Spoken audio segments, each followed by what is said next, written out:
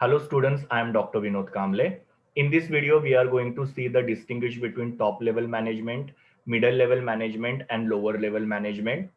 सबसे पहले हम लोग देखते हैं कि ये अलग अलग लेवल्स ऑफ मैनेजमेंट के अंदर कौन कौन इंडिविजुअल्स होते हैं। तो टॉप लेवल मैनेजमेंट में बोर्ड ऑफ डायरेक्टर्स होते हैं, मैनेजिंग डायरेक्टर्स होते हैं, चीफ एग्जीक्यूटिव ऑफिसर मतलब सीईओ होते हैं, चीफ प्रोडक्ट ऑफिसर और चीफ टेक्नोलॉजी ऑफिसर।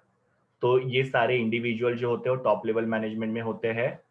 फिर मिडिल लेवल मैनेजमेंट में डिविजनल हेड्स या सब डिविजनल हेड्स होते हैं। डिविजनल हेड का मतलब क्या होता है कि किसी भी कंपनी के अलग अलग जगह पे ब्रांचेस होते हैं, तो हर एक ब्रांच का जो हेड होता है वो मिडिल लेवल मैनेजमेंट में आता है। देन डिपार्टमेंटल हेड, जैसे कंपनी के अंदर अलग अलग डिपार्टमेंट होते हैं, purchase, sales, finance, account, HR. तो हर एक डिपार्टमेंट का जो मैनेजर है वो भी मिडिल लेवल मैनेजमेंट में आता है, जैसे कि परचेस डिपार्टमेंट के मैनेजर, सेल्स डिपार्टमेंट के मैनेजर या फाइनेंस डिपार्टमेंट के मैनेजर। ये सब अलग अलग डिपार्टमेंट के मैनेजर मिडिल लेवल मैनेजमेंट में आते हैं। और प्लांट सुपरिटेंडेंट, सुपरिटेंडेंट का मतलब भी क्या होता है, मैनेजर। तो अलग अलग जगह पे कंपनी के प्लांट्स होते हैं जहां पे कंपनी का प्रोडक्शन होता है या बिजनेस चलता है, तो उसको यहाँ पे प्लांट सुपरिटेंडेंट बोलते हैं और वो भी मिडिल लेवल मैनेजमेंट में आते हैं। और तीसरा लोअर लेवल मैनेजमेंट के अंदर सुपरवाइजर, फोरमैन और इंस्पेक्टर्स होते हैं। सुपरवाइजर, फोरमैन और इंस्पेक्टर जो होते हैं वो क्या करते हैं कि वर्कर्स सही तरीके से काम कर रहे हैं कि नहीं, उनको काम सिखाना, उनको ट्रेनिंग देना, उनको उनके काम के बारे में फीडबैक देना और उनके काम में इंप्रूवमेंट करना, ये जो होता है वो सुपरवाइजर, फोरमैन और इंस्पेक्टर्स करते हैं। तो इस तरीके से अलग अलग इंडिविजुअल जो होते हैं वो अलग अलग लेवल्स ऑफ मैनेजमेंट में होते हैं। उसके बाद में इनका रोल क्या होता है, ये लोग क्या काम करते हैं।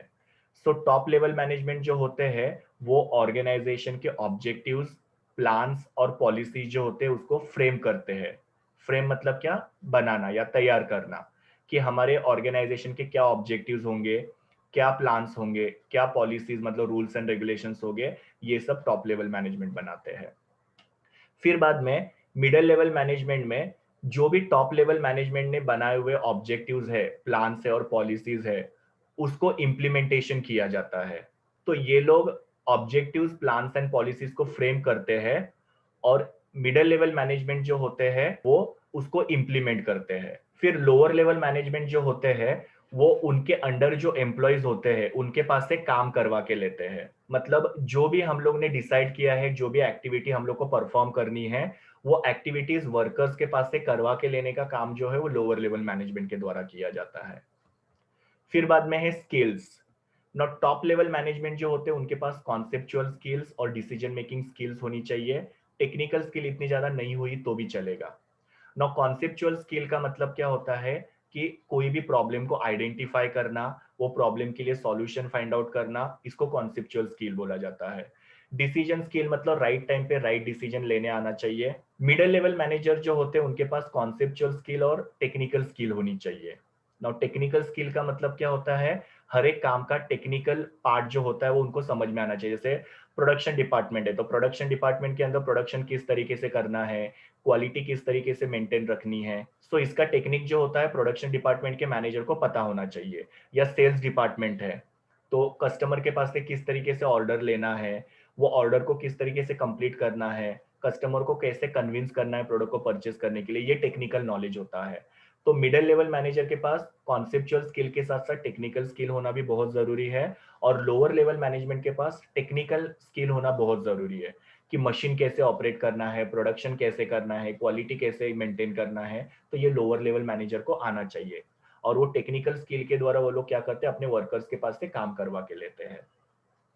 Responsibility not top level manager जो होते हैं वो शेयर होल्डर्स, गवर्नमेंट और सोसाइटी को रिस्पॉन्सिबल होते हैं। मतलब अगर कंपनी में कुछ भी नुकसान हुआ या कंपनी का परफॉर्मेंस अच्छा नहीं है तो शेयर होल्डर्स को, गवर्नमेंट को और सोसाइटी को उनको आंसर देना पड़ता है।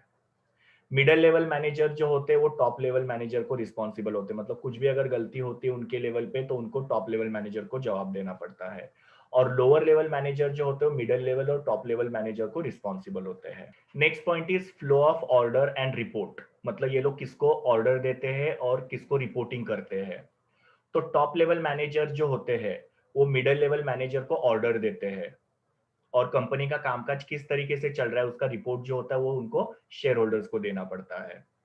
फिर मिडल लेवल मैनेजर जो होते हैं वो लोअर लेवल मैनेजर को ऑर्डर देते हैं और टॉप लेवल मैनेजर को रिपोर्टिंग देते हैं कि किस तरीके से उनके डिपार्टमेंट का काम चल रहा है। और लोअर लेवल मैनेजर जो होते हैं वो उनके अंडर जो एम्प्लॉयज होते हैं उनको ऑर्डर देते हैं और मिडल लेवल मैनेजर्स को वो रिपोर्टिंग करते हैं कि किस तरीके से फैक्ट्री के अंदर काम चल रहा है। ओके, तो इस तरीके से ऑर्डर और रिपोर्टिंग जो होता है वो मैनेज किया जाता है। और लास्ट में है फंक्शंस। जब मैंने आप लोगों को हर एक लेवल ऑफ मैनेजमेंट समझाया था उसके अंदर मैंने फंक्शंस बताया था, तो यहाँ पे सेम फंक्शंस है।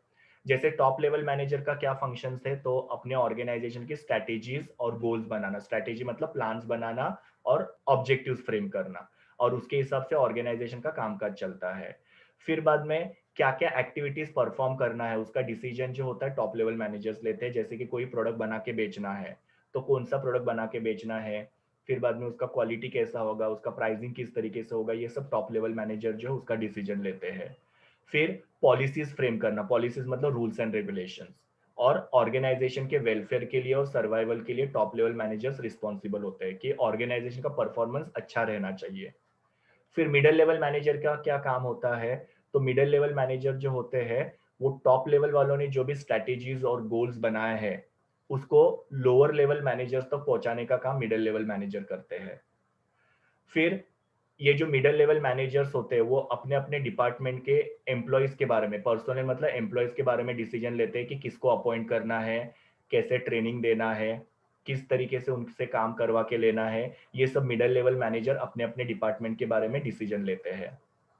देन मिडिल लेवल मैनेजर जो होते हैं वो अपने डिपार्टमेंट के लोगों को काम असाइन करते हैं, रिस्पॉन्सिबिलिटीज असाइन करते हैं जो उनको परफॉर्म करनी होती है।